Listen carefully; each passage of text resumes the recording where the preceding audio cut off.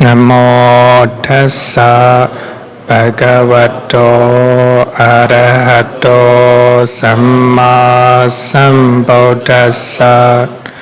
Namo tassa bhagavato arahato samma sambuddhassa.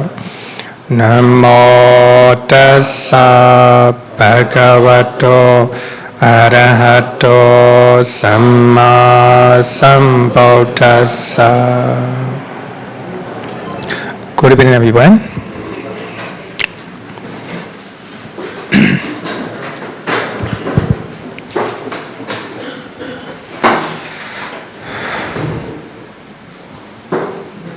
Okay. So up to now, we have already discussed about what is dāna, what is giving. And also we finished number 2, how to do dāna. What will be the best way to do dāna.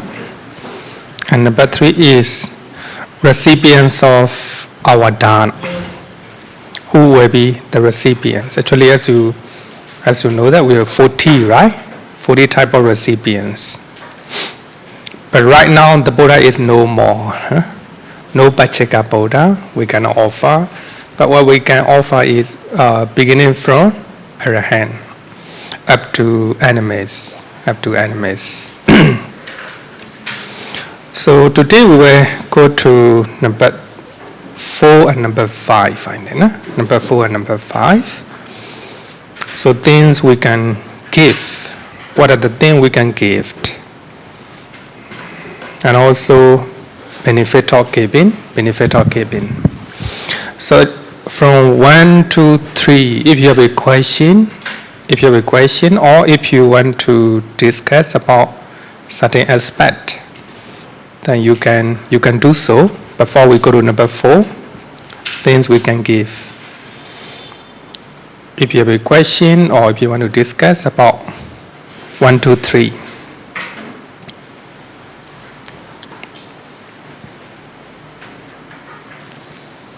No, right? Okay. Then we can go to number 4. So here I change a little bit the title. What are the offerings? What are the things? What are the items that we can give? So I want to quote one sutta from Anguttara Nikaya. The Buddha said that bhikkhus. So there are these two kinds of gift, two kinds of giving. What two? Number 1, the gift of material good, and number 2, the gift of the Dhamma. We call it Amisa Dāna and Dhamma Dāna. I think many of you know the word Dhamma Dāna, right? Dhamma Dāna. Now I give the Dhamma to you. That's number 1. Number 2, right? Number 2, the Dhamma Dāna. But according to commentary trying to classify in different way. So if I teach, if I share that, if I give the Dhamma to you, that's considered as a meditation, bhavana, right? Bhavana. The reason is it needs a lot of mindfulness and concentration. If I am not mindful, then I cannot. I will say, nonsense or this and that without any connection, without any connection. So therefore, teaching needs a lot of mindfulness and concentration. So we are cultivating mindfulness and concentration while we are teaching, and also while you are listening. So commentary trying to categorize under the bhavana, meditation. But when you look at this sutta, sharing the Dhamma is not a meditation. It is giving, I give the Dhamma knowledge to you. You are recipients, right? So anyway, both are reasonable. Both are reasonable.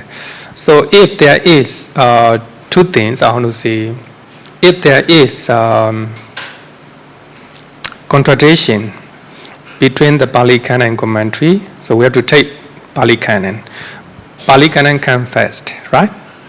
If somebody argue, Dhamma Dāna is a kind of Dāna, you have to accept it because this is Pali Canon, right? What the Buddha taught. When somebody say that sharing of the Dhamma is a sharing of the Dhamma is a kind of Dāna, a kind of Dāna by looking a kind of bhavana or meditation, then accept it because stated by commentaries, right? Commentaries. So therefore, sometimes if we are arguing, by just looking at the name, very, I want to say, it make a lot of confusion, it make a lot of dispute. Sometimes, if it is important, we have to argue it. Otherwise, silent. So here, what I want to say, all these two kinds of gift, the gift of the Dhamma is foremost. I mean, sharing of the Dhamma. Suppose some of you may be having a lot of difficulties in your life. You have facing a lot of problem. Then you know how to face it, how to keep your mind, how to keep your mind. Then by listening to Dhamma talk, you find a way, So therefore, sharing of the Dhamma will make you many different in your life. Many different in your life.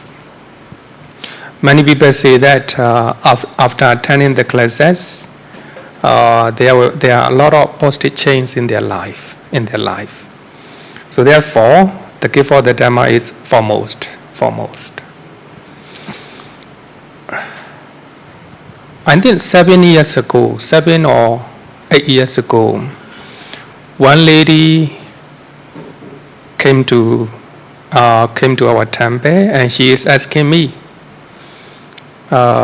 She openly said that she has a lot of problem in her life. Now having a lot of problem in her life, what to do? What is your suggestion? Then I told her, attend puja regularly, and also attend the classes. You will find a way. Yet, yes, she did so, and she find the way. So I think earlier she is a Christian. So she come and attend the puja and also attend the classes, many classes, YMBA, and also my classes. So she became peaceful. She said that whenever she come to temple, then she feel peaceful. So that's the way, right? That's the way. When you come to temple, there's no side effect, right? Side effect. If you attend puja, you will have peace of mind. If you attend the classes, you will find how to overcome, our anger, our mental problem. So even coming to temple itself has a lot of benefit. If you are attending the classes, at least you are not lonely, right? You will have a new friends at least, So if you have a good friend here, then you will have an appointment for lunch appointment or dinner appointment. Then you have a good friend. At least when you have a problem, you can have a counseling, sharing, right? Sharing. So in that way, you are problem will be solved step by step. So now she is no more, and then She said that one reason I think having a problem is she has a cancer. She has a cancer. Then she died 4 years ago with the cancer. Even she have a cancer, she always come to temple, and she said that when she come to temple, then it is a release for her because she stay alone. So therefore, the gift for the Dhamma is foremost. So for physical one, physical comfort and luxury, you have everything, right? You may need mental, mental counseling. So if you attend the classes, then you will get, you will get all the counseling automatically. Then coming here and practicing, then all your mental problem will be getting lesser and lesser. Ultimately, you will become a happy person. Happy person. That's very important, right? So therefore, the gift of the Dhamma is foremost. Dhamma is very simple, right? Dāna, just give what you have, right? Here I have a Dhamma that I give to you. Then I'm also happy, so happy. Then when you have something and when you are giving to somebody, then it makes that person happy. At the same time, it makes you happy. So giving will make you happiness. Then morality, sila is higher. Normally people blame very easily. People say gossip easily. Because of this one, they have a lot of problem in their relationship. But when you observe sila, morality, you're trying to control your mouth, You're trying to control your bodily behavior. Then many of your problems are solved automatically because of observing sila, right? Observing sila. But the last one is meditation, is more higher. Then when you meditate, when you have a mindfulness most of the time, then you're not creating any problem to your family, to your friend, to people around you, right? If you're not making any problem, then they will not make you any problem. In that way, the Dhamma will take care of you.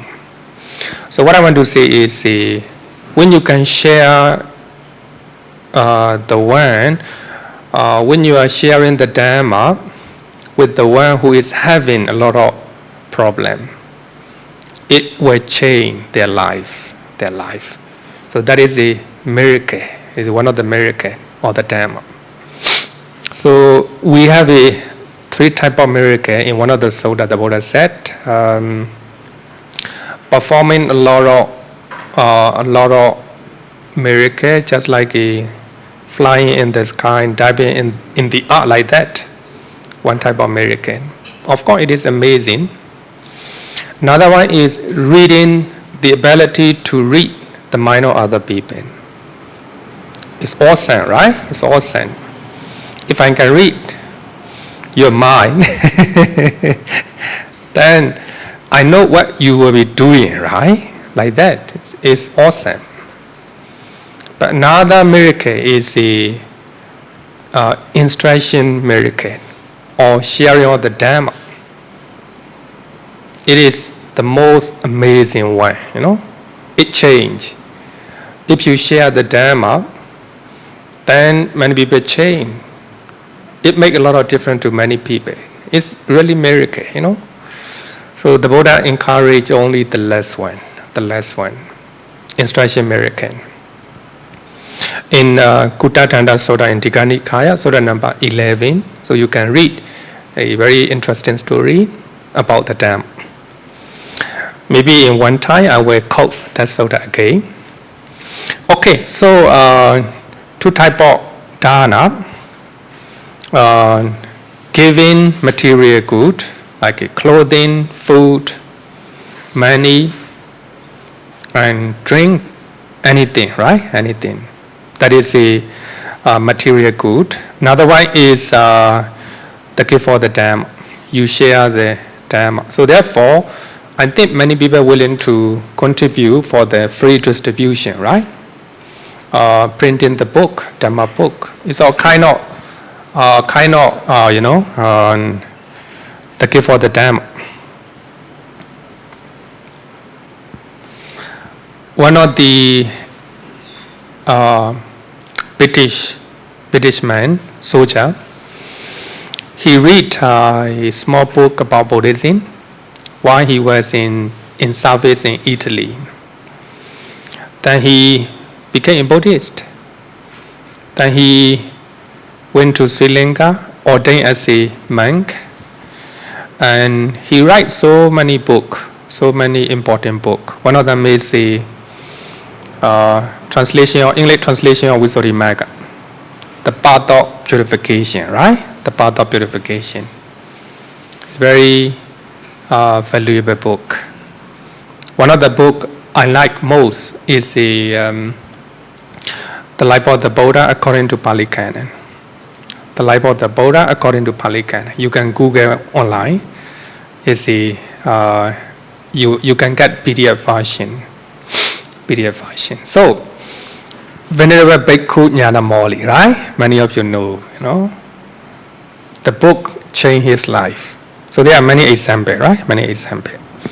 Then I want to quote one of the famous verse from Dhammapara. Sappadanan Dhammadanan Jinati. The gift for the Dhamma is all gift. Have you read these lines? Right? Many of you have read this line. When you read free distribution Dhamma book, written there, the gift for the Dhamma is all gift. It will change, to some people after reading the book. Sappadanan Dhammadanan Jinati. Another one is the taste of the Dhamma is all taste. Actually, the taste of the Dhamma is all taste. Later, I will talk to you what is the taste of the Dhamma. What is the taste of the Dhamma? I will quote on what the Buddha taught. We have a lot of taste, right? You can taste with your body. You can taste something with your body. You can taste with your tongue, food. You can taste with your eye. Watching movie, listening music, tasty, tasty. But among all other things, Dhammas, the taste of the Dhamma is all taste. The reason is, one day our eye will become poorer, right? Poor eyesight. Ear will have a problem. We cannot listen. Even now, when you grow old, you don't want to listen music, right? You cannot watch movie like that. So there are a lot of problems. But if you have a Dhamma, if you experience the taste of the Dhamma, then it will be meaningful in your life. So I think you will understand after learning what the Buddha taught. What is the taste of the Dhamma? Delight in the Dhamma is all delight. When you have a delight in the Dhamma, especially it talk about mindfulness meditation, meditation, not just about dāna, not just about morality, especially it talk about meditation. When you find delight in the meditation, you don't need to spend so much amount of money for enjoyment, right? You don't need to spend for long holiday. You don't need to spend for good food. You don't need to spend for luxurious things in your life. What you need, only a quiet place. Sit down, just enjoying it, right? Just enjoying it. If you have a mental problem, then you can solve them in a wiser way, wiser way. So therefore, if you have a delight in the Dhamma, it raises all delight. eradication of craving conquers all suffering. If you can eradicate 3 types of craving, you conquer all types of sufferings. So that's very important. So I think for craving, we will talk about it when we learn meditation. When we are talking about paticca samuppada, we have 3 types of craving. If you can remove all type of craving, then you will not have any mental suffering in your life. Yeah, that will be, you are, you conquer, you conquer everything.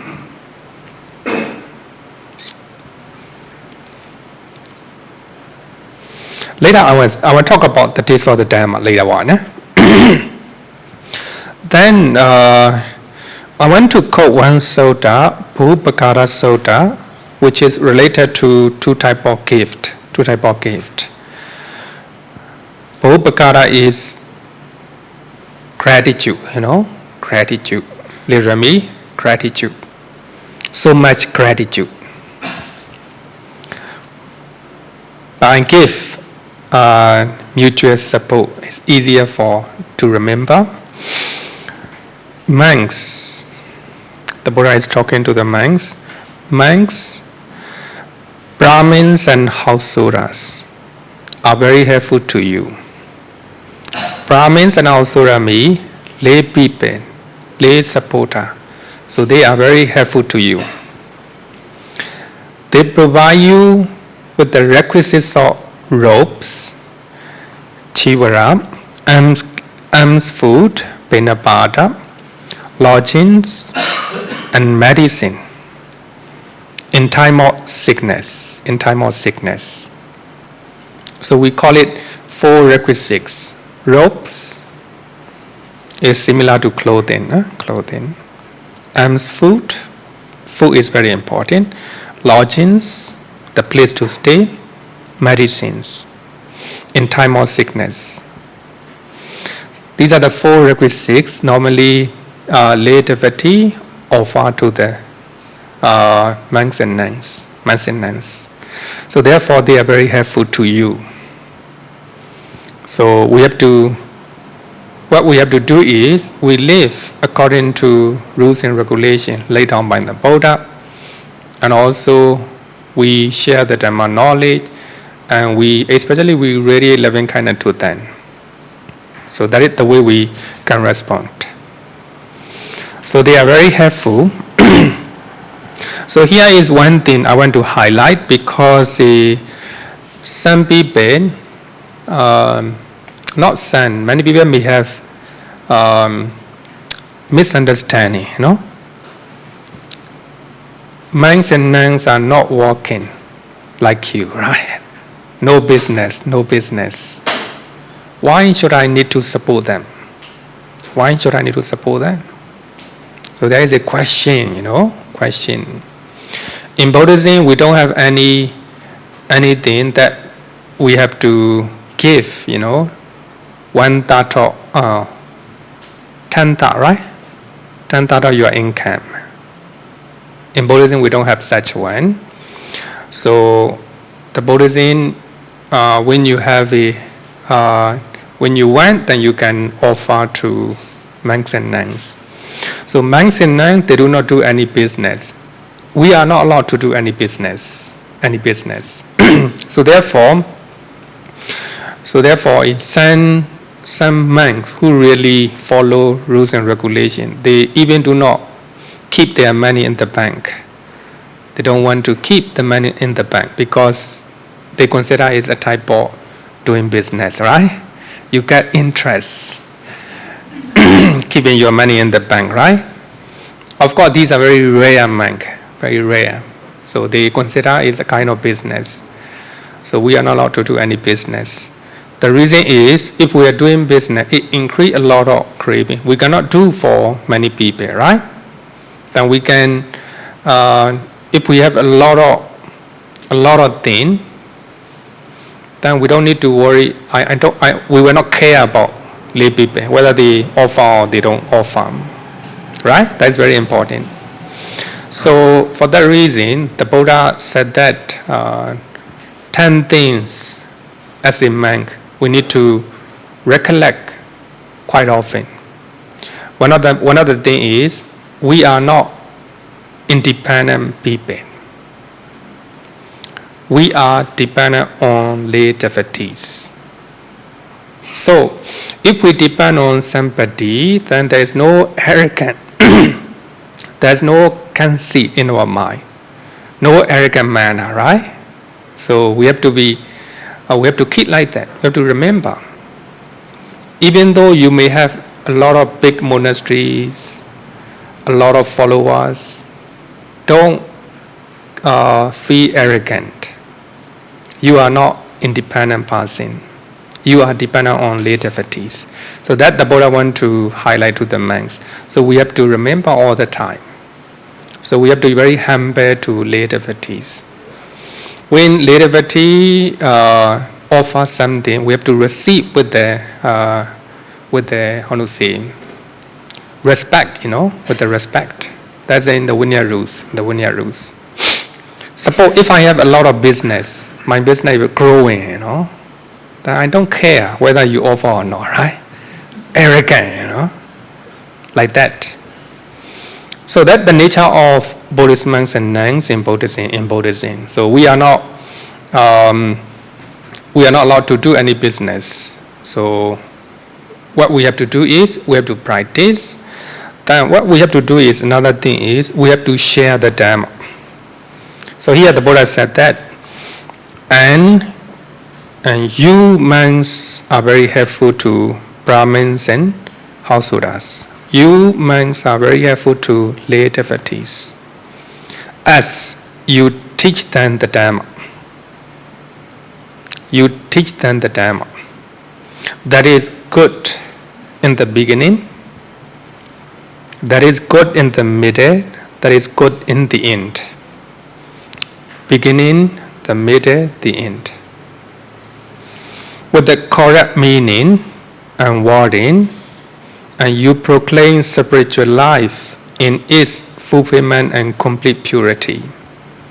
So the life of the man must be pure, in terms of speech, in terms of contact. So here, the monks are very helpful to lay devotees because they teach the Dhamma.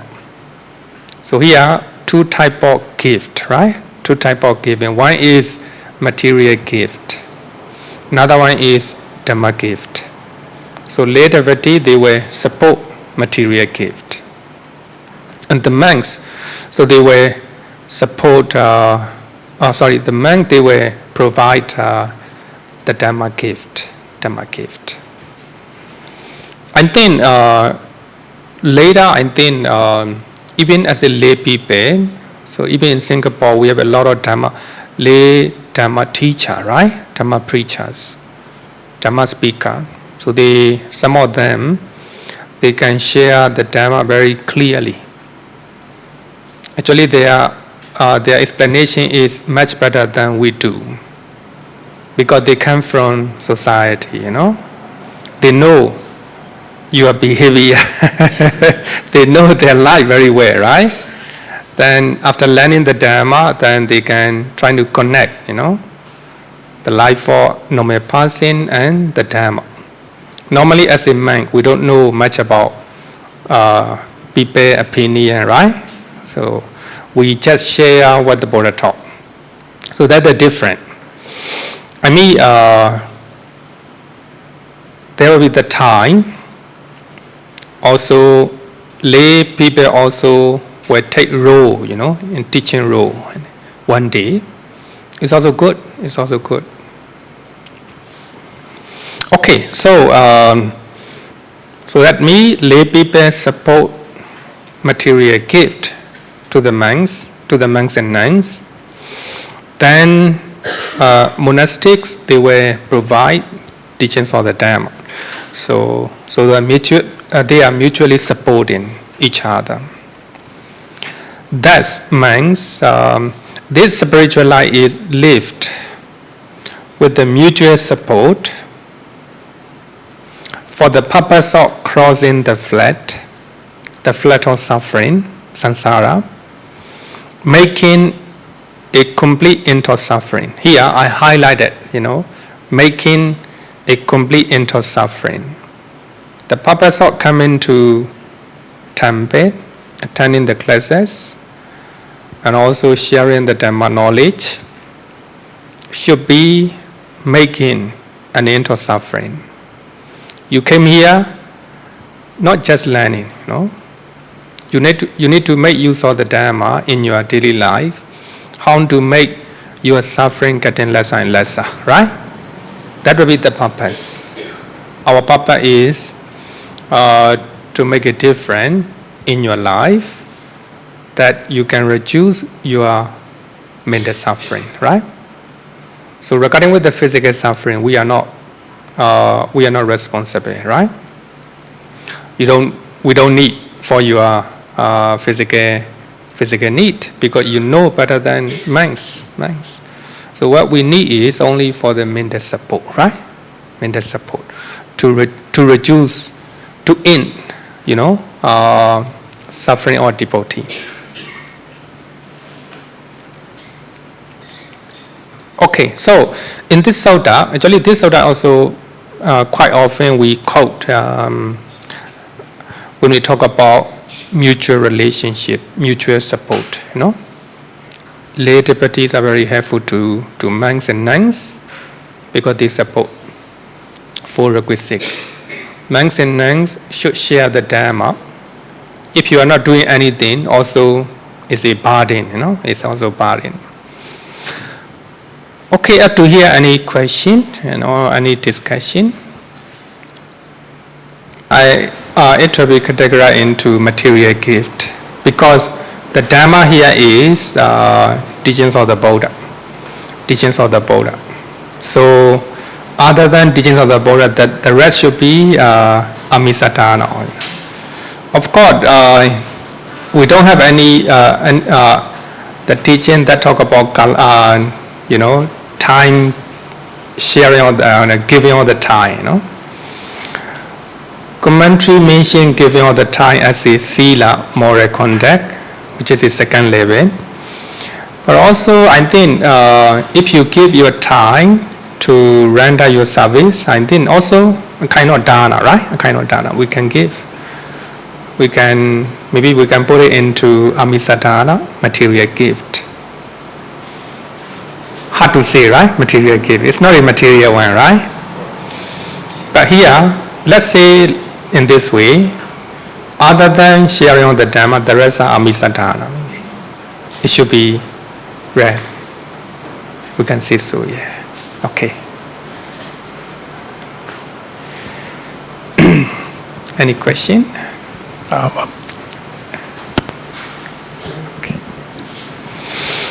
Okay, then no question, then let's continue to learn. So here, 10 kinds of offering. 10 type of offering. The commentaries, not the Buddha taught, the commentaries that make comment to teachings of the Buddha. Commentaries.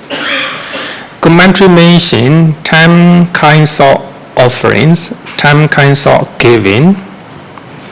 They are stated as offerings in many suttas, such as the Dāna Mahabala Sutta. Actually, we already learned this one.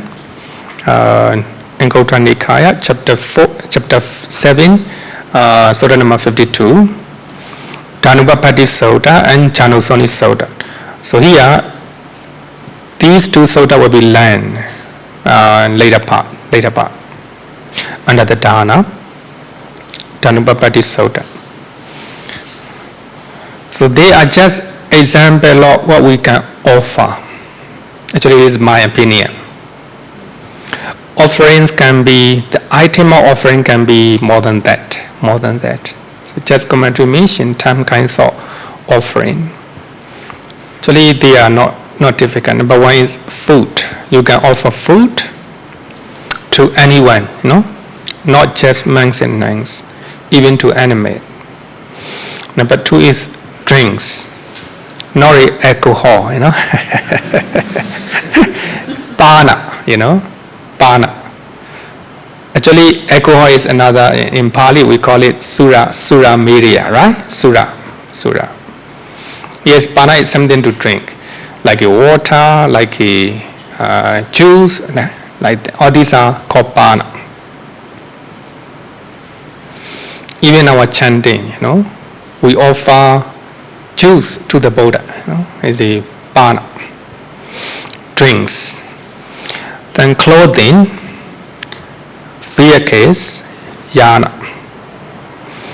Garlands.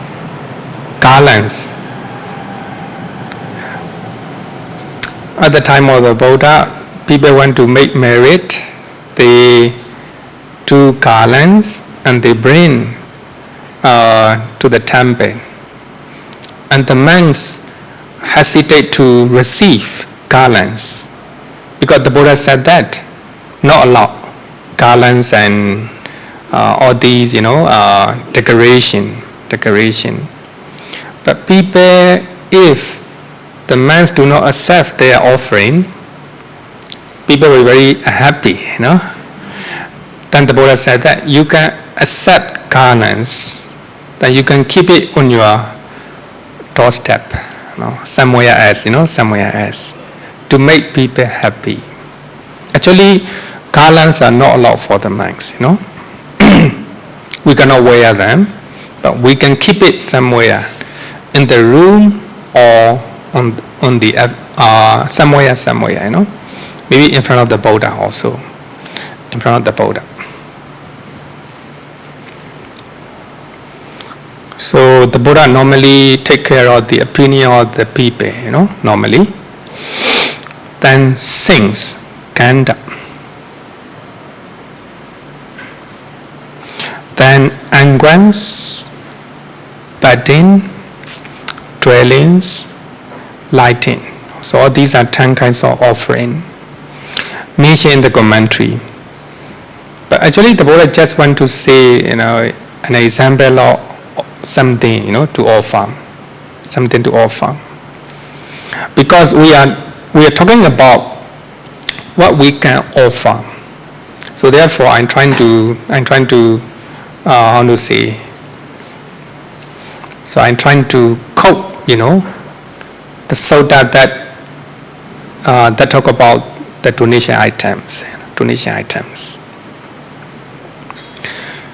Another one, I want to quote one sutta, Sanghavatu Sutta, also very interesting for you, because it talk about, one of the things is about Dāna.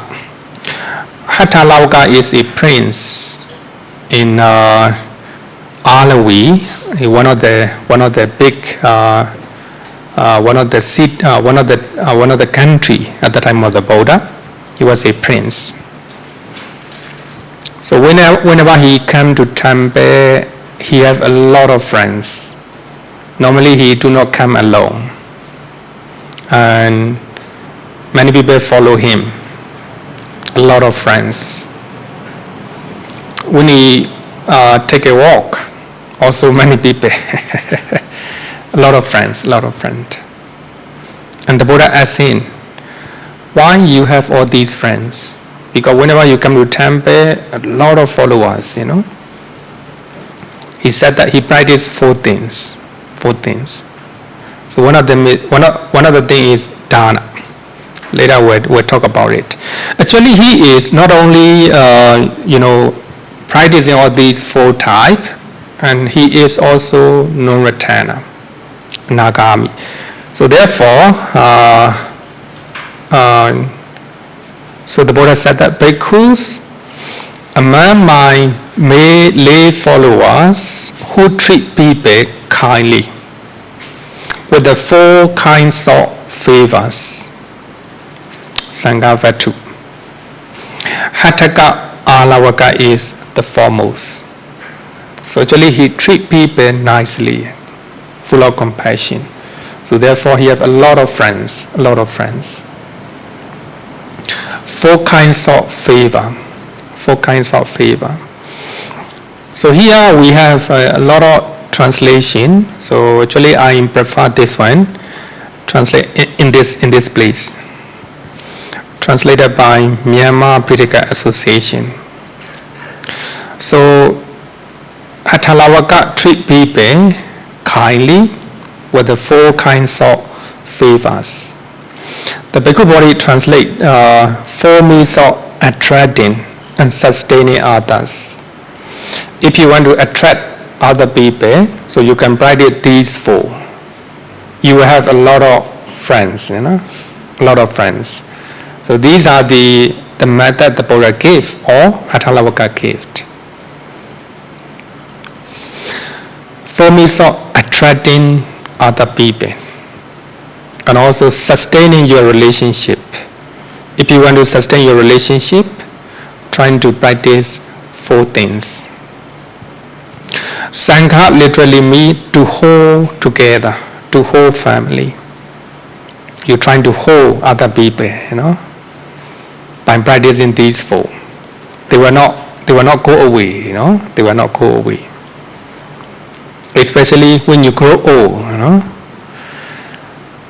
your grandson, granddaughter, if you want them to stay near you, trying to practice.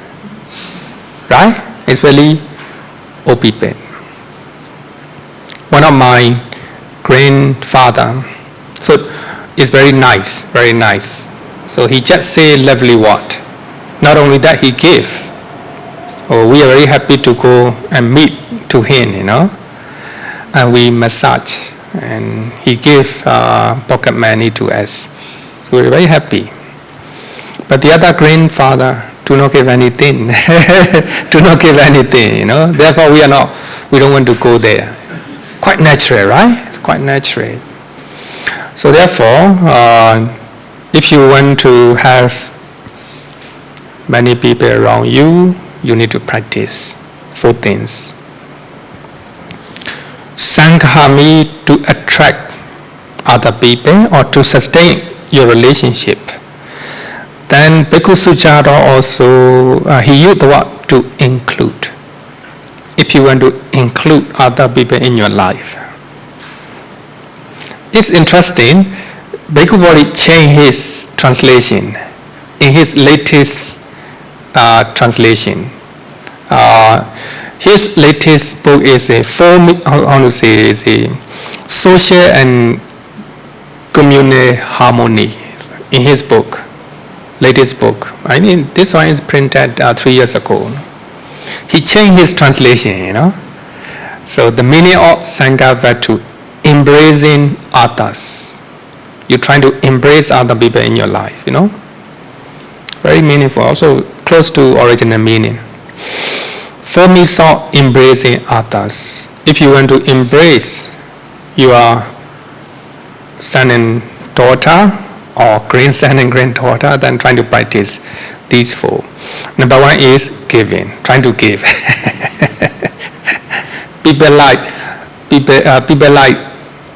the one who give, right? It's quite natural, quite natural. Giving is a kind of embracing other people in your life. If you are giving, you can sustain your relationship with your children, grandchildren, I think, right? Some people, are generous. They give a lot. But they are not pleasant, They are not speaking pleasant speeches, They will say bluntly, They will gossip, they will blame, Even though they give you. We don't like, right? We don't like. So just giving is not enough. So you need to use endearing speeches. So the way you talk to must be pleasant. Your speeches must go to their ear, right?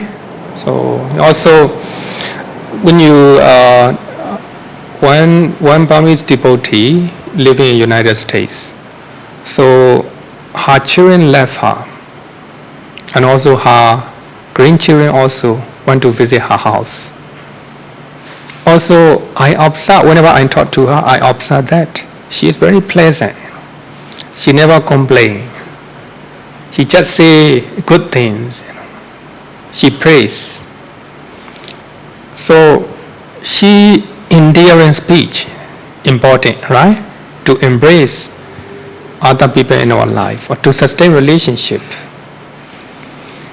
Especially grandchildren do not want to come to you if you are complaining, if you are not pleasant, if you are not giving. So that is one way to embrace other people in our life. Must be very nice and also must use pleasant speeches. Then also sometimes you need to practice benevolent contact. So benevolent contact means helping other people. Some people may need your help. If you are always denying, I'm not free, then you will lose your friends, right? Gradually. So therefore, helping.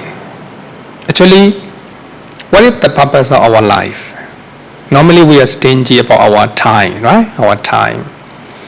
We are not willing to help other people. We don't want to spend our time, our money. People who are helping the family members, relatives, friends, so they will love you, right? If you are helping them, so they will be happy to help you back. So this is a mutual relationship, right? Mutual relationship. So therefore, benevolent contact, you must do with the benevolent mind. Benevolent mind. So many people, they trying to look at something in return. If I help them, what shall I get? What I will get, right? So that is not a benevolent contact. Giving suggestions, advising, suggestion and advice whenever occasion arises. So when they want to get suggestion from you, trying to listen to them, trying to lend your ear, right? Trying to listen to them patiently. It's also one way to have a more friend, right? More friend. So here, I want to highlight is giving. Giving is one of the methods to embrace other people in your life and to sustain your relationship. And also endearing speech, benevolent contact. So the last one is equal relationship or impartiality or oneness. Sometimes if you are giving to poor relative, member of your relative, normally you treat them as a second class like that, right? Even though they may receive your dāna, then they will not be happy, So here is, even though they may be poor, they may be less educated, but you're trying to live with them. How to say oneness? You must be oneness. That means impartiality. Impartiality is the same in happiness and suffering. So that means sitting together with them, living together, eating together with them. So that's the reason why politicians, they're trying to sit down with the people, right? That's the way to embrace, voters in their political ambition, for their political ambition. So they're trying to use this method, oneness. They stay together, they talk together, they eat together, right? But they cannot do all the time, right? Occasionally. So there's no discrimination, no discrimination. So you're trying to treat them nicely. So these are the four methods to embrace other people or to sustain your relationship. So here the Buddha mentioned that if there were no such a means of sustaining a favorable relationship, neither mother or father will be able to obtain esteem and veneration from their children. If you want to get esteem and veneration from your children, you need to practice these four. Giving is not enough.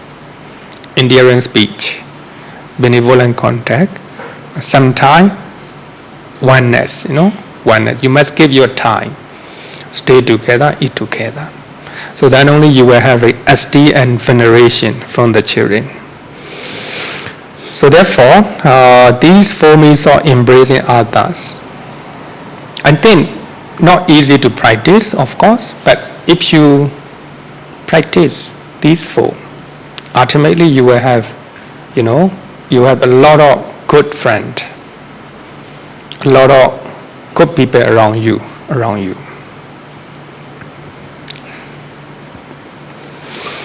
Then the Buddha said that actually Hataka Alawa.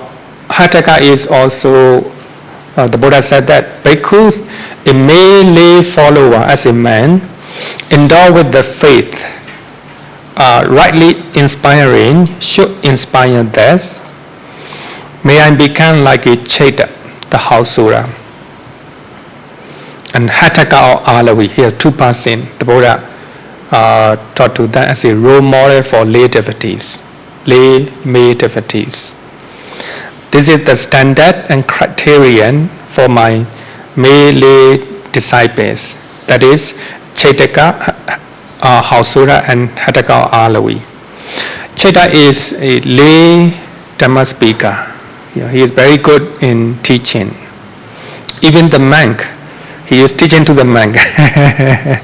So one time there is a discussion, Dhamma discussion.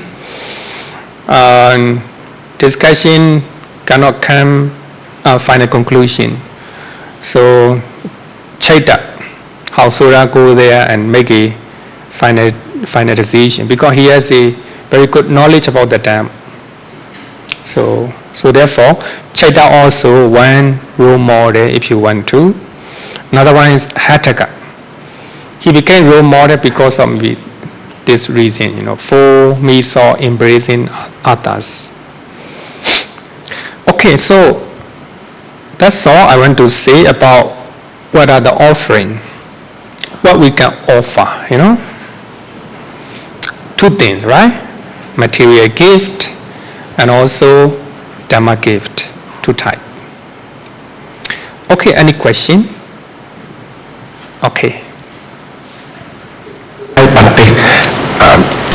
Wanted to check as for my case, every New Year as a tradition and goodwill, I will always buy a can of beer, a carton of beer for my uncle, one carton of beer. So although it's giving out of goodwill, but it's alcohol. So is this bad karma on my part? I'm not consuming the alcohol, but it's for his consumption. And he likes it like it's matter of if he don't receive from me, then he thinks what is wrong with me or him or something like that. It's better as a good nephew, I think you need to control. Instead of offering or giving beers, you can give other things, like a nice food, right? Nice food, and also nice clothing, like that, or maybe anything good. Of course, when we give such a things, they're very happy, right? That's their delight. But if you are giving such a thing to people, is spoil, right? Spoil, just like a child, right? If we are giving something which is not favorable for the children, you spoil. The children are very happy, right? I think it's not a good time. Of course, whether it accumulate a demerit or unwholesome deed, I And then also you are supporting. Actually doing unwholesome things. Drinking is unwholesome one according to Buddhism, right? Doing drinking unwholesome one. Later we will talk about it under the sila. So it is unwholesome action. Here you are supporting. Even though you have, kindness in your mind, but that kindness not followed by wisdom, followed by delusion. Delusion is moha, right? Moha. Of course, your mind is very compassionate. You're full of love, but you have to think. This donation item will bring him a good things or not, right? It is unwholesome actions. Good point. Yeah, this is a good point. Actually, it happened to many people, right? Okay, anyway.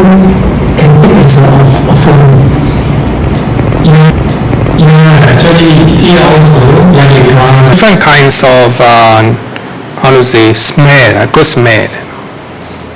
Like a kind of perfume. So, of course, I need to not 100% not sure actually. I didn't check whether it is a difference between sins and unguents. And then Bhikkhu carefully use translation of unguents. Oil. Ulipana. Maybe you already check it, right? Okay. I will check. I will let you know in the chat group because I'm not quite sure right now. I will let you know. Okay.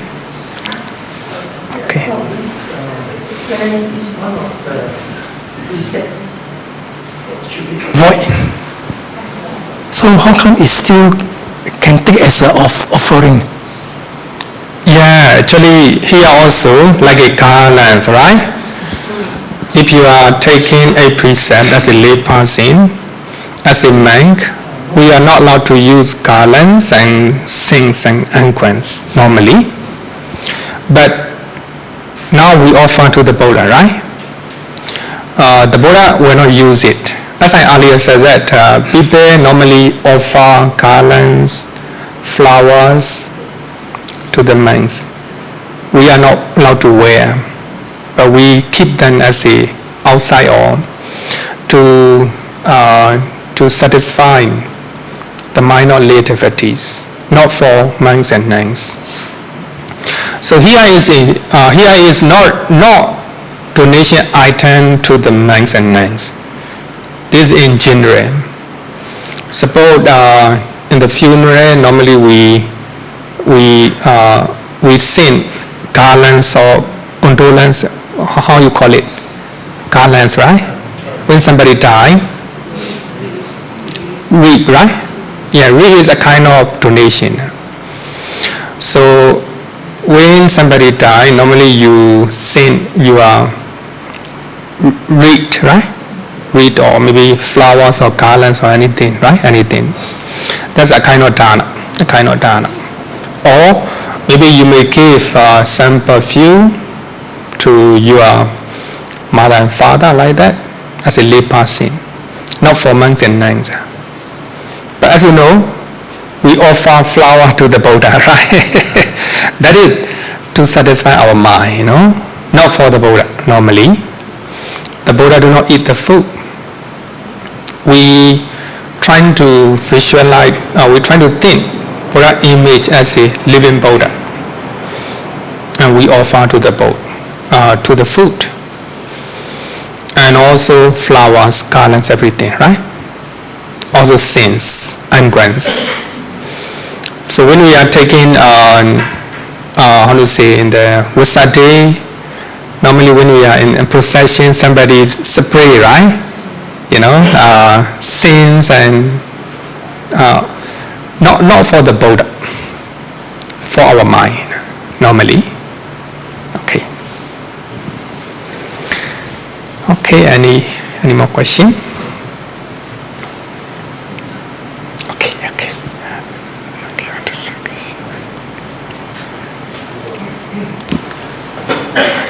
Monday, when we we talk about Dāna, usually the word generous will come in. I mean, even in the sutta I read, very generous is affecting, the status when we are being reborn later on.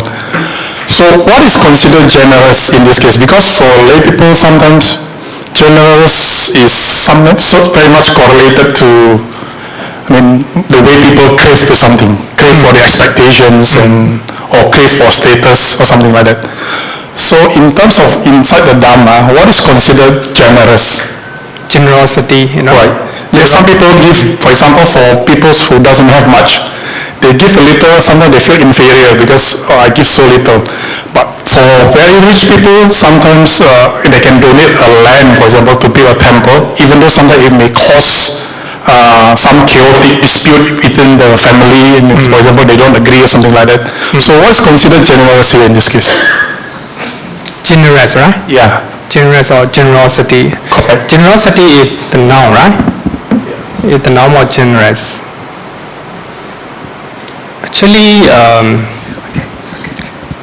Dāna is a general term. Whatever you give to somebody is called Dāna. Sometimes we give without generosity, right? Without compassion, because we are obliged to do that sometimes. That is called just a Dāna.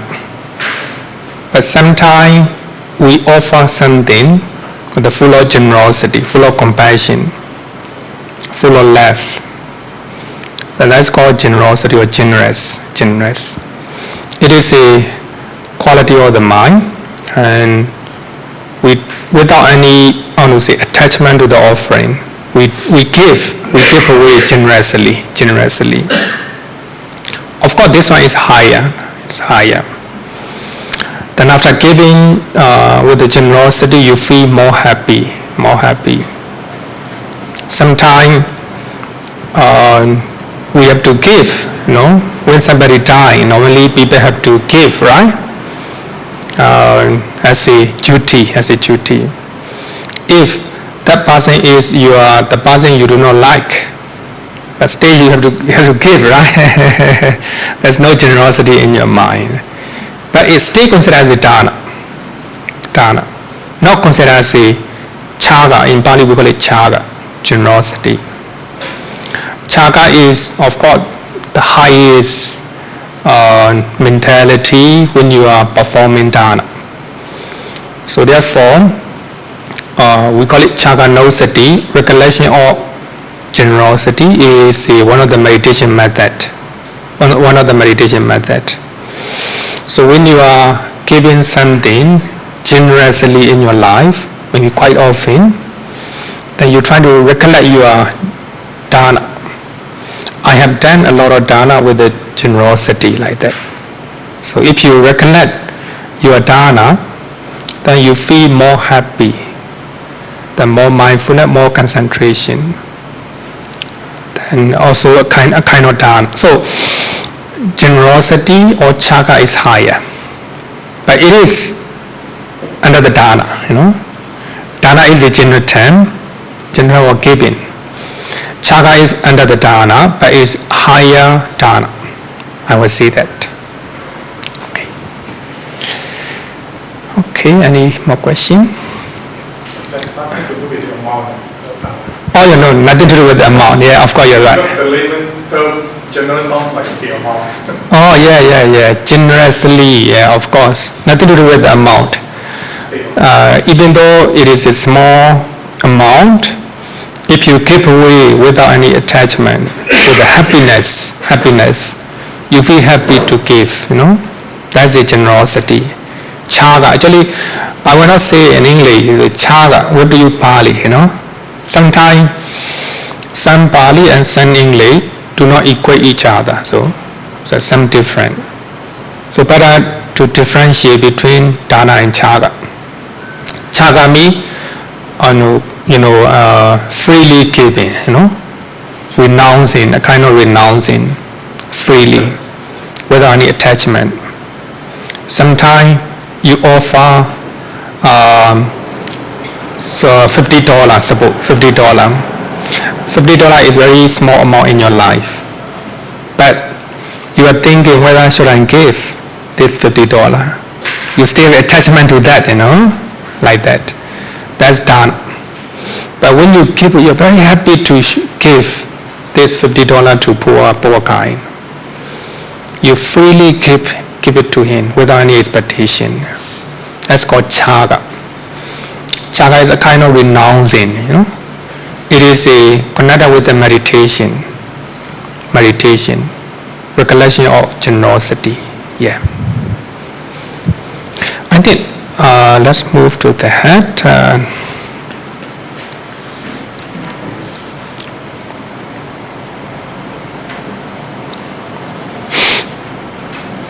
So I want to talk about new topic, benefit of giving. Actually, of course, we are thinking about what are the benefit when we give. So these are the benefit of giving. Then I want to quote one sutta from Itiotaka. It's called Dāna Sutta.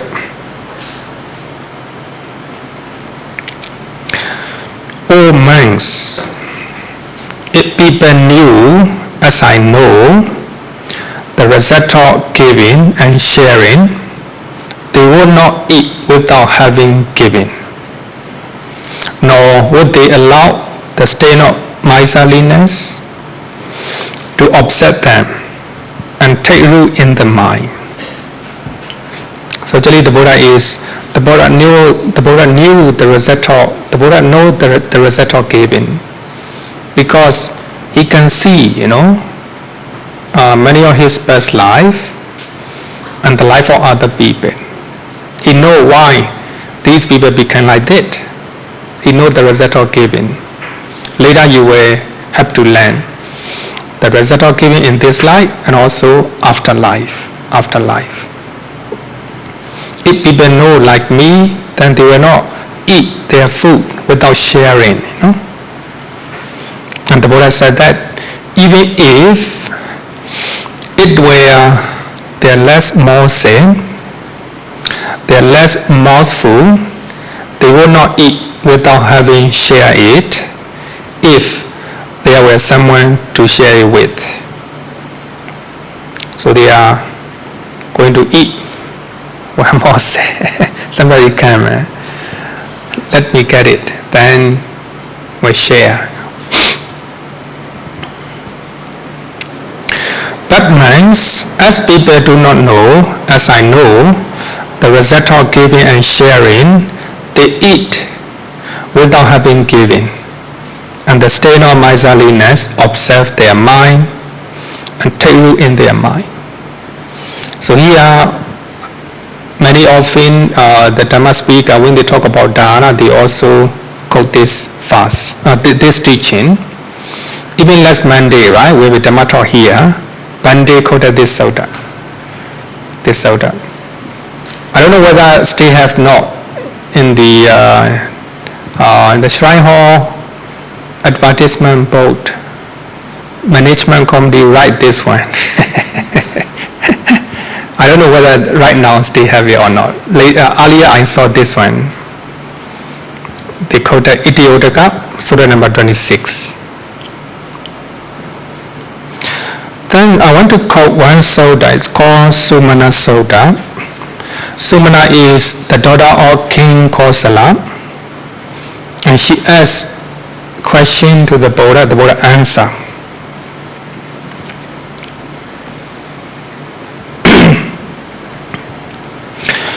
Prince Sumanā asks, will there be any distinction or difference between two disciples of the Buddha who are equal in faith, virtuous behavior, morality, sila, and wisdom, panya, but one is generous, one the other is not?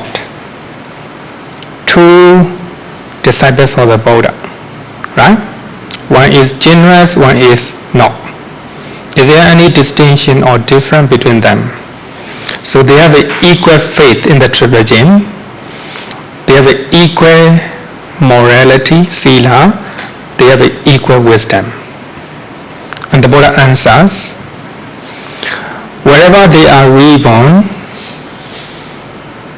whether they reborn as a man or as a deva, the general disciple will surpass the other in 5 ways: longer lifespan, more beauty, more happiness, more fame, more authority, wherever they were born. Let's talk about afterlife. Let's talk about afterlife. Even in this life, right? Even in this life, people who are generous, more happiness, more fame. They are famous for their generosity, more authority. If you want to establish authority in this temple, trying to contribute. Management committee will listen to you. That the result of giving, right? In this life, But the Buddha, actually here, the Buddha referred to afterlife. If both attain arahantship, so there will be no difference between the liberation of one and the liberation of others. Actually, in that sutta, I don't know whether have you read. Then after they die, they go to heaven, and the one who is generous will have 5 benefit, longer lifespan, more beauty, like that. Then they was born as a human being again, and the generous person is higher than surpass 5 things: more beauty, longer lifespan. Then they both became monks. They ordained, at the same time. But generous monk in his earlier life will have more requisites, and people are willing to donate. That is different, right? Then they have an equal faith, equal sila, morality, and equal wisdom. They practice the Dharma, they become an arahant. Highest enlightenment. And that the prince Sumanā asks, is there any difference between them? Between their enlightenment, or their liberation, or their attainment? The Buddha said no. Same, whether it's generous or stingy, So their arahantship, or their liberation, or their enlightenment is the same. So it's very interesting. The Buddha attained enlightenment, or the Buddha attained enlightenment at the age of 35 under the Bodhi tree. You practice the Dharma and you attain enlightenment in Singapore. You experience the bliss of Nibbana, the bliss of liberation. You are the bliss of Nibbana and the bliss of Nibbana of the Buddha. Same, same liberation. Later I will talk about what is liberation. When you learn meditation topic, it will be clear. But right now I will explain a little bit. So I want to quote one statement in Vinaya Pitaka. There's only one liberation in Buddhism. Even monks, as the great ocean has one taste, the taste of salt. Even so, monks test this Dharma and discipline. So that means teaching has only one taste. The taste of liberation. So this monks is the 6th wonder from constantly having sea, which monks delight in this Dharma and discipline. There's only one taste, the taste of liberation. So the Buddha attained liberation you attain liberation. Your liberation and liberation of the Buddha, same. Liberation of Arahant, liberation of the Buddha is same, no different, right? No different. But of course, the quality of the Buddha and quality of normal Arahant different. But the day is the same. The day of liberation. In other words, Nibbana. When the Buddha, so here I want to quote, what is liberation? What is liberation? Or what is enlightenment? So in Samyutta Nikaya and Natalakkhana Sutta, right? Teachings of non-soul, teachings of non-self. When the Buddha expounded, after teaching, how to say, anicca dukkha anatta, teachings of anicca dukkha anatta, Pali Canon mentioned this. When the Buddha expounded Natalakkhana Sutta, the mind of the group of 5 bhikkhus were liberated from the taints by non-clinging. That's liberation. Their minds are liberated from sensual pleasures. Their minds are liberated from existence by non-clinging. Even though they see, non-clinging. Even though they hear, non-clinging. Because they don't have taints in their mind. Taints are negative mental state. In other words, taints are lobha, dosa, moha. Normally when we hear unpleasant sounds, then our mind is not liberated, right? We feel angry. We take that sound, seriously, then feel angry. When we see, then when it is pleasant, with a craving or attachment, we cling to it. We cannot let go, right? So here, after listening Natalakkhana Sutta, the mind of 5 bhikkhus are liberated from the taints or negative mental state. In other words, lobha, dosa, moha, by non-clinging.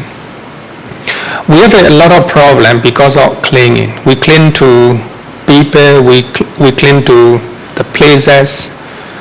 So our mind is not free. Even though if you go outside of Singapore, then you crave for the country, you crave for the family, right? Your mind is not liberated. So liberation is from negative mental state. Liberation from lobha, dosa, moha. If you do not have lobha, dosa, moha in your mind, then you have a liberation from suffering. No mental suffering. So that is we call it liberation. So when you practice morality, sila, and samadhi, concentration, and panya, wisdom, sila, samadhi, panya, then you will have a liberation from lobha, dosa, moha. Let's say, make it simple, lobha, dosa, moha. If you do not have lobha, dosa, moha in your mind, then your mind is not clean to anything. So, because of that, you will not have a mental suffering. So you are free from liberation from suffering. So there's only one taste, one liberation. So that's the reason why the taste of the Dhamma is the taste of the Dhamma is all other tastes, right? All other tastes. So when you can experience the taste of the Dhamma, so you will not have any mental suffering. Even you may have a lot of physical need, you may not have a mental suffering. Your mind is liberated from suffering. We'll give you a clear example. Normally, when we are going to die, we cannot let go our body. We cannot let go our place, our family. Then we have a lot of fear to go. The mind is with the clinging, right? With the clinging. Suppose after practicing the Dhamma, you don't have any clinging. Then you don't have any clinging to your body, no clinging to your place, family, country, no fear to leave, no fear to leave. If there's no fear, that's happiness, right? No suffering in your mind, no suffering in your mind. Whether you cling or you don't cling, you have to leave this body, right? But if you cling to this body too much, then you cannot let go. You have so much amount of sorrow, lamentation in your mind. That's the reason why people have a lot of fear to die. That's a human nature. Actually, I'm not blaming. Just want to say what is liberation. So that means if you do not cling to your body, it doesn't mean that you do not take care of your body. You take care of your body, knowing that this body is subject to illness, subject to death, impermanence, and also knowing that you have to leave your family one day, whether you want it or not, right? You have to leave your house. If you do not have liberation, if you cling to your house, you die, you will become Peta, right? You become a ghost, right? If you become a ghost, then family members are not happy, they will drive you away, Then if the family member are trying to drive you away, how you will feel it, You will feel a happiness, right? Happiness. You want to talk to your family, you cannot talk. How suffering you will face, right? So therefore, if you have a liberation from Lobha, Dosa, Moha, you will not cling to anything. You will not cling to your degrees. You will not cling to your job. It doesn't mean you don't care of your job. You will take care of your job. You will take care of your family, but no clinging. There will be full of love, without attachment, without any. There will be love and compassion. So there is no string attached. String attached. You don't have any expectation. You just take care of your family. So that is a liberation of the mind. Liberation of the mind. So liberated mind will help you to feel lighter. To feel lighter. You don't have any heavy burden in your mind. That's a liberation of the mind. So therefore, Arahant and the Buddha, they don't have any fear to die. Okay, any question? Any question?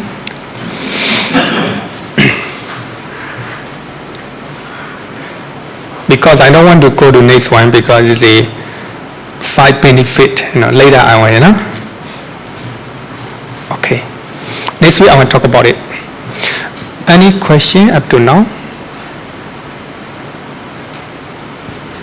Okay, no question. So let's call it a day.